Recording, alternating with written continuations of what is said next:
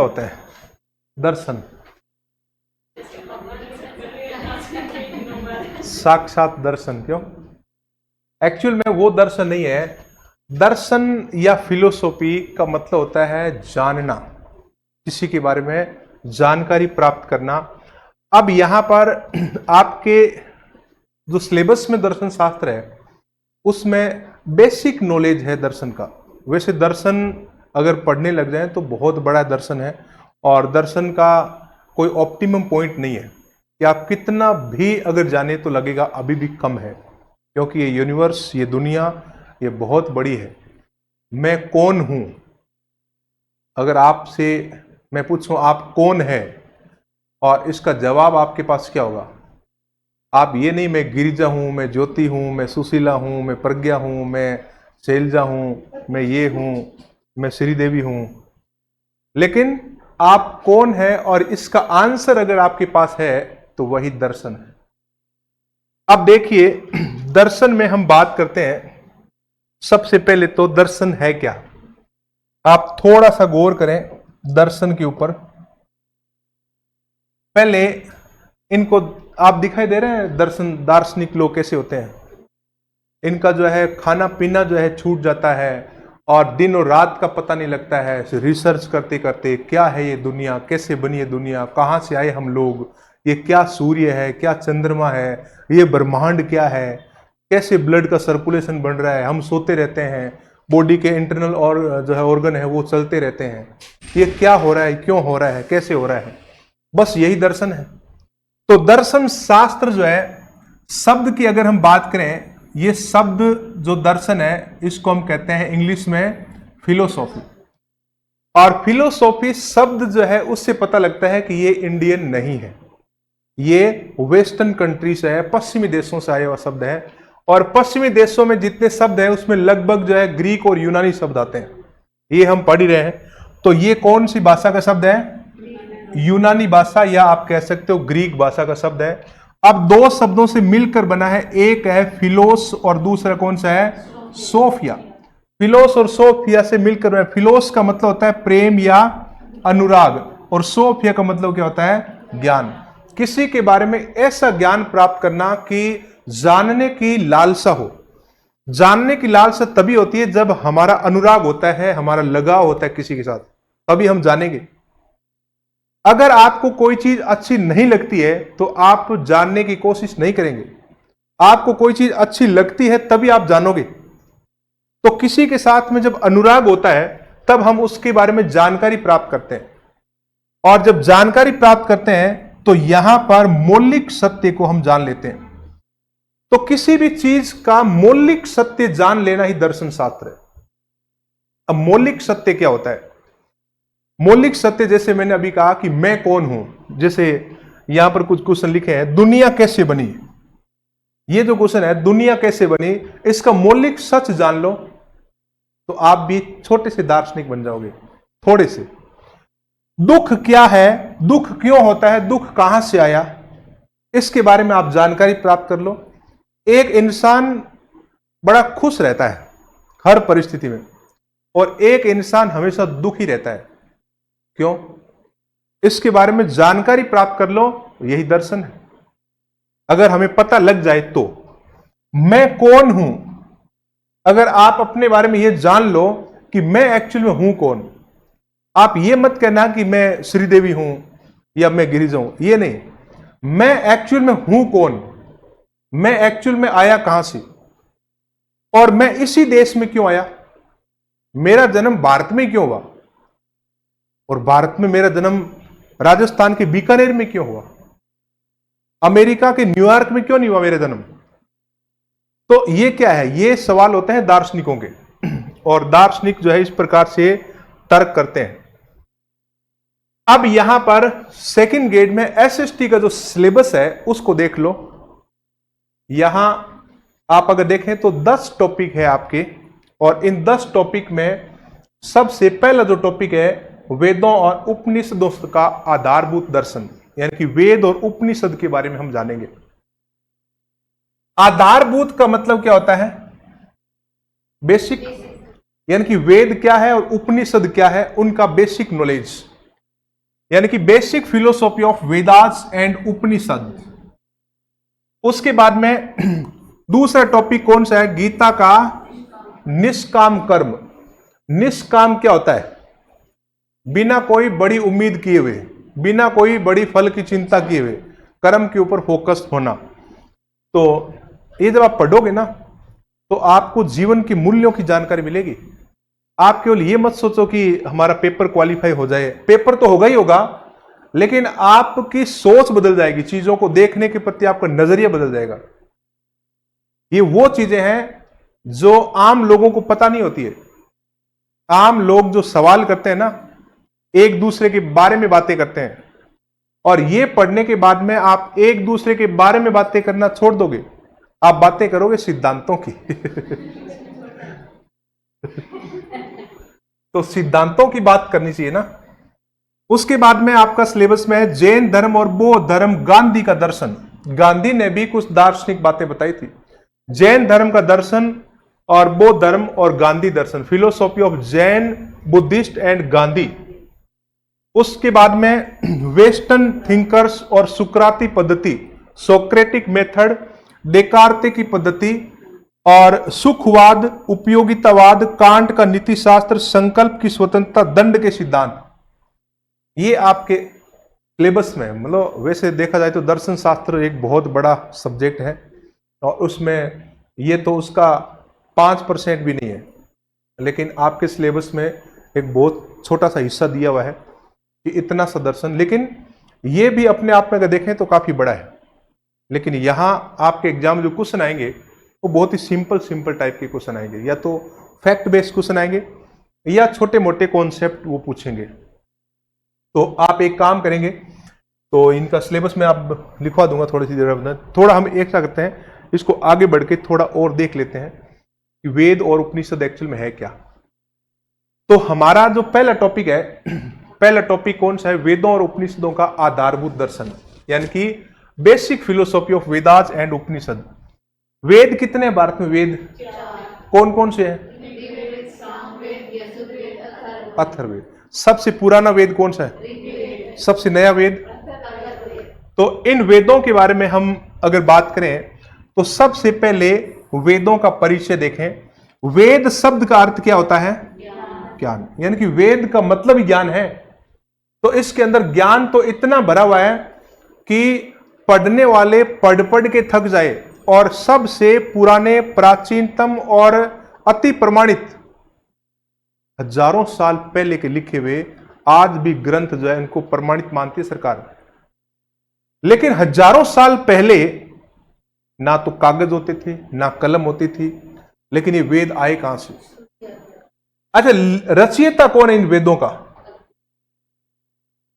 इस नाम का एक व्यक्ति है। अज्ञेय नाम का, यानी कि कोई व्यक्ति नहीं है, यानी कि जानकारी नहीं है। इन वेदों को किसने लिखा ये किसी को पता नहीं है।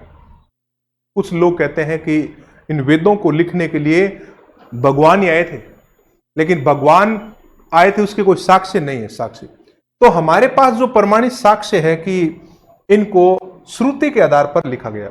श्रुति के आधार पर मतलब है कि बेसिक चीजों को याद करवा कर आपको याद करवा दिया, आप अपने बच्चों को याद करवा देना, वो अपने बच्चों को याद, मतलब शिष्यों को, गुरु शिष्य को, फिर वो अपने शिष्यों को, फिर वो अपने शिष्यों को, इस प्रकार से सिस्टम से याद करवा दिया जाता था, शॉर्ट ट्रिक से। और इतनी शॉर्ट ट्रिक इन लोगों को आती थी, देखो बिना किसी गलतियों के एररलेस इस प्रकार के ग्रंथ लिखना एक बहुत बड़ी बात है। इन्होंने सुनकर याद करके इतने बड़े ग्रंथ तैयार कर लिए।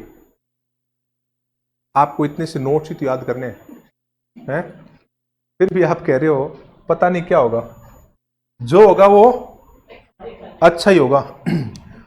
तो ये है प्राचीनतम लिखित प्रथम विश्वसनीय प्रमाण, ज्ञान के भंडार है ये। परम सत्य, परम सत्य का मतलब होता है कि इनके ऊपर कोई सच नहीं है, इनको कोई चैलेंज नहीं कर सकता, इसलिए इनको कहते हैं परम सत्य।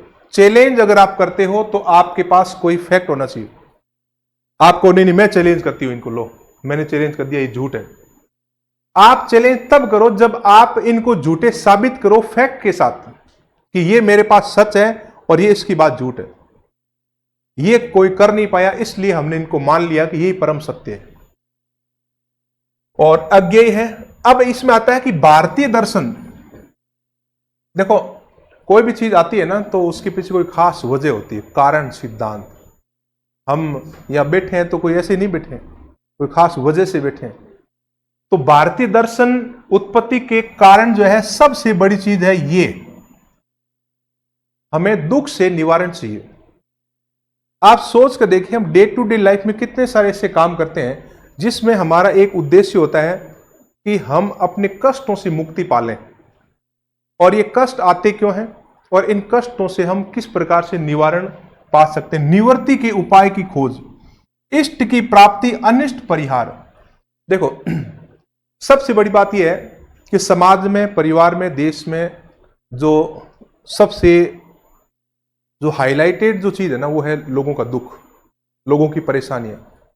और लोगों की परेशानियों को किस प्रकार से हम दूर कर सकते हैं, उनके आंसर लिखे हुए हैं इन वेदों में। और इन पुराने ऋषि मुनियों ने लिख दिया कि इसका सवाल का जवाब ये रहा, इस सवाल का जवाब ये रहा। लेकिन मनन कर लें और आपका कल्याण हो जाएगा। तो इस प्रकार से भारतीय दर्शन की उत्पत्ति हुई है। एक क्वेश्चन है, देखो क्वेश्चन आपके एग्जाम में कैसे आएंगे, ये देख लो, ऐसे क्वेश्चन आएंगे। वेद का अर्थ क्या होता है? अविद्या, ज्ञान, नाश, हानि। सिंपल है। तो इस टाइप के क्वेश्चन जो है आपके एग्जाम में पूछे जाएंगे। वेद कितने प्रकार के हैं? 4। अब इनके उपवेद भी हैं और वेद किससे संबंधित हैं, ये चीजें आपको याद भी रखना है। तो अब आप अगर गौर से देखें तो ऋग्वेद जो है ना, ऋग्वेद वो किससे संबंधित है? मंत्रों से संबंधित है, यानी कि इसमें मंत्रों का संग्रह है। और इसका उपवेद कौन सा है? आयुर्वेद इसका उपवेद है। इसी प्रकार से यजुर्वेद किससे संबंधित है? यज्ञों और यज्ञों की विधियां, यानी कि यज्ञ करने के अलग अलग तरीके हैं इसमें है।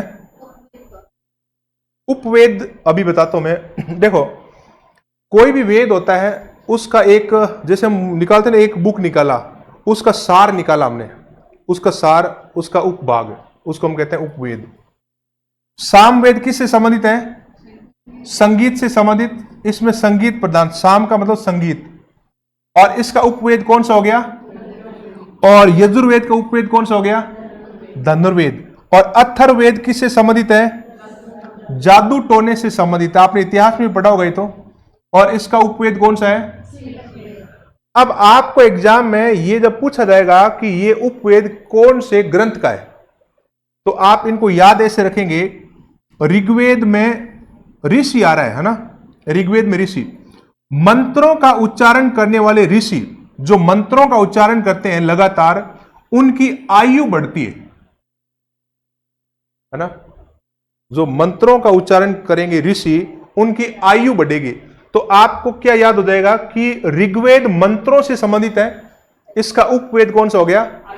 आयुर्वेद। सिंपल एकदम। इसी प्रकार से यजुर्वेद, यजुर्वेद यज्ञ से संबंधित है, और जो यज्ञ करवाते हैं वो धनवान होते हैं, ऐसे याद हो जाएगा।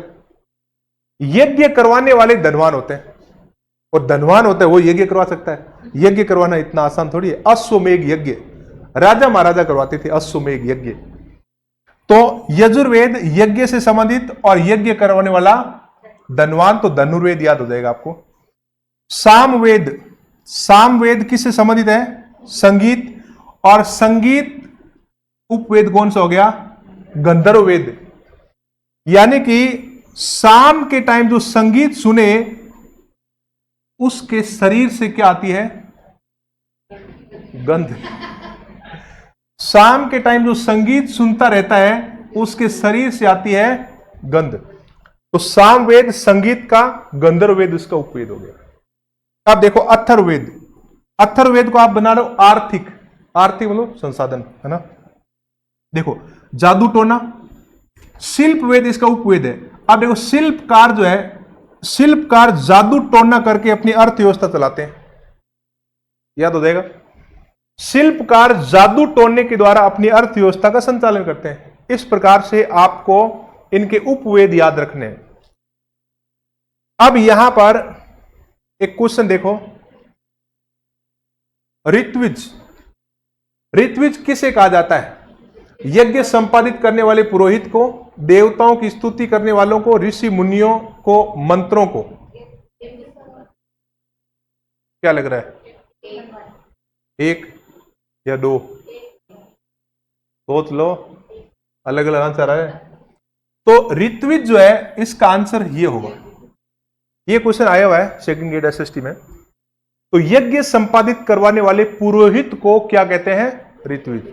और अलग अलग प्रकार के ऋत्विज और पुरोहितों के बारे में जानकारी मिलती है। और ऋग्वेद का जो ऋत्विज था उसको क्या कहते हैं? होता। और यजुर्वेद वाले को क्या कहते हैं? अधर्व्यु। और सामवेद वाले को क्या कहते हैं? उद्गाता। और अथर्ववेद और इनको क्या कहते हैं? ब्रह्मा। ब्रह्मा जो है ना, ये पुरोहित, ये संपूर्ण यज्ञों का मुखिया कहलाता था, यानी कि यज्ञों का ये अध्यक्ष था, ये सबसे बड़ा पुरोहित था। यहां पर देखो, यज्ञ संपन्न करवाने वाले ऋत्विज यानी कि पुरोहित, अलग अलग वेदों के ये अलग अलग होते थे।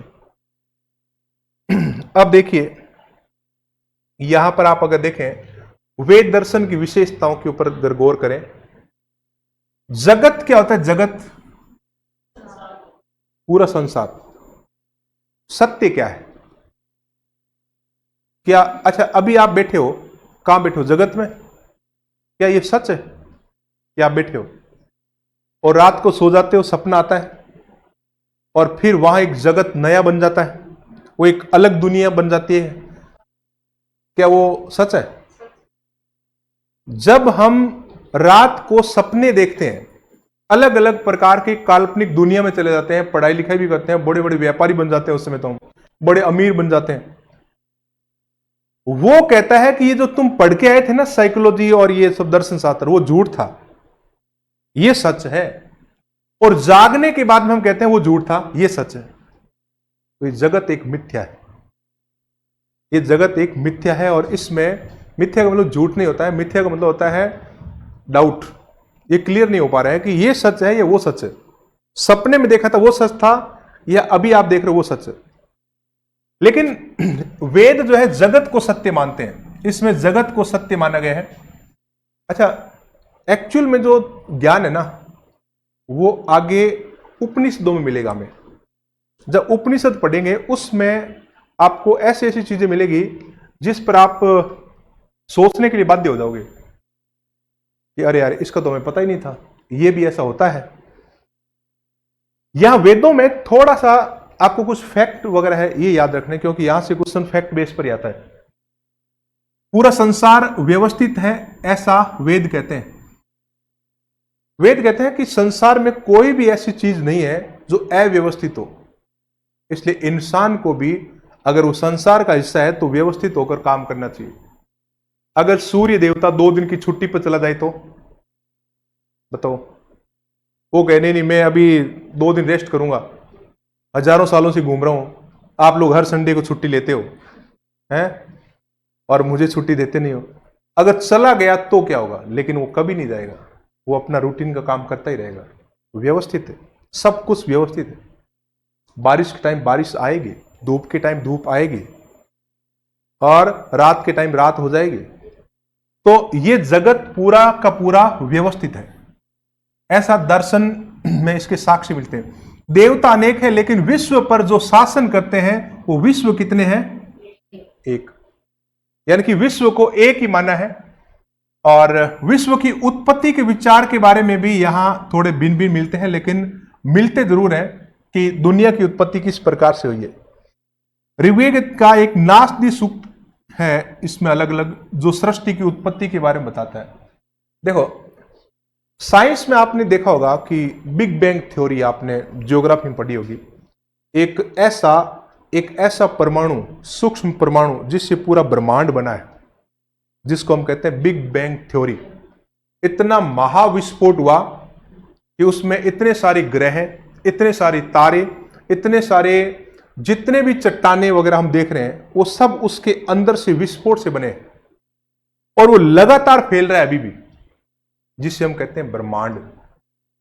और इसके बारे में भी यहां पर सृष्टि की उत्पत्ति के बारे में ये जो फैक्ट के साथ बताते हैं कि सृष्टि बनी कैसे। वेदों को ये अपौरुषेय कहा जाता है। अपौरुषेय का मतलब क्या हुआ?